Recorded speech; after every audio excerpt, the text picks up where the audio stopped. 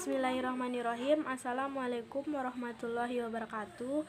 Saya Hiria Handayani dengan NIM J1B 018031. Di sini saya akan menjelaskan tentang definisi lahan kering dan lahan atasan. Yang pertama adalah definisi lahan kering. Penggunaan istilah lahan kering di Indonesia belum tersepakati benar. Ada yang menggunakan untuk padanan istilah Inggris, yaitu upland, underland, atau unirrigated land. Kedua istilah Inggris tersebut terakhir menyiratkan penggunaan lahan untuk pertanian tanda hujan. Unirrigated land adalah lahan yang tidak memiliki fasilitas irigasi. Pengertian lahan kering di Indonesia sama dengan pengertian unirrigated land, akan tetapi pengertian lahan yang tidak beririgasi tidak mengucilkan pengusahaan lahan dengan sistem sawah tanda hujan. Untuk menghilangkan kerancuan atau penggunaan istilah lahan kering di pertanian lahan kering, perlu dibedakan pengertian kering yang mengunjuk. Unjukan pertama adalah keadaan iklim yang kering dalam arti istilah Inggris arid land. Menurut salah satu tarifnya, keadaan iklim yang kering itu adalah daerah dengan curah hujan tahunan kurang dari 250 mm. Yang kedua adalah daerah yang jumlah hujannya tidak mencukupi untuk menghidupi vegetasi sedikit pun.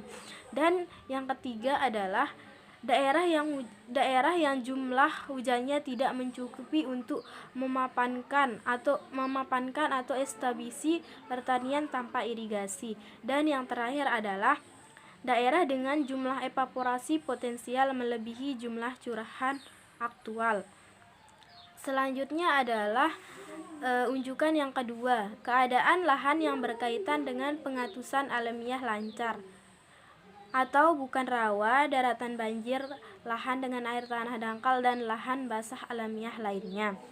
Rujukan yang ketiga adalah lahan pertanaman yang diusahakan tanpa penggenangan.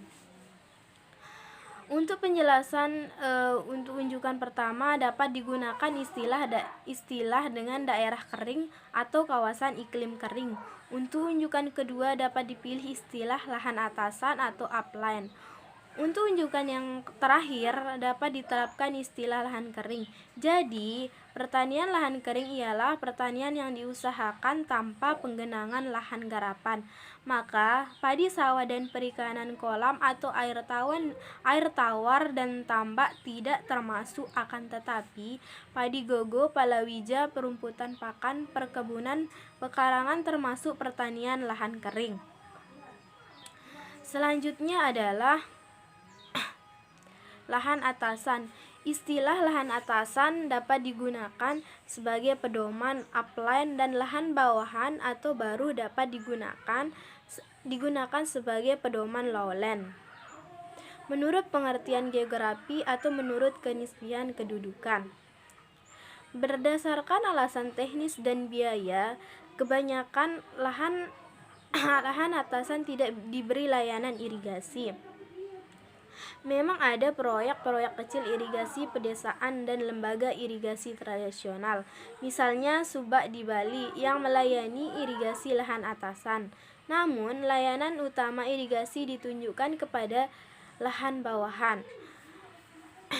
Beberapa ciri-ciri lahan atasan yang membedakannya dengan lahan bawahan. Yang pertama adalah timbulan atau relief yang lebih mencolok, yang berpengaruh atas ketercapaian atau aksibilitas tempat, keterlintasan, medan keterkelolaan lahan, dan hidrologi, serta meningkatkan risiko usaha yang berkaitan dengan erosi, pelongsoran, dan pelindian. Ciri-ciri yang kedua adalah tanah yang telah mengalami pelapukan lebih jauh, yang mengakibatkan penurunan kapasitas produksi dan daya tanggap terhadap perbaikan dan peningkatan risiko usaha sehubungan dengan persyaratan akan sistem pengelolaan yang lebih cermat. Selanjutnya adalah ciri-ciri yang ketiga, iklim yang dalam nasabahnya dengan timbulan dan tanah yang lebih meningkatkan risiko usaha karena memperbesar kerentanan bahan lahan terhadap erosi, pelongsoran dan pelindian yang pada gilirannya mempersyaratkan sistem pengelolaan tanah yang makin cermat. Selain itu, lahan atasan mencakup lahan yang bertimbulan berombak atau underting sampai bergunung dengan lereng 8% ke atas. Luas seluruhnya 111,4 juta hektar atau 58,5% dari luas seluruh daratan Indonesia. Pemanfaatan lahan atasan juga perlu mengingat imbangan antara luas lahan pertanian dan jumlah penduduk yang belum memandai. Itu saja presentasi yang saya sampaikan dengan tentang definisi lahan kering dan lahan atasan.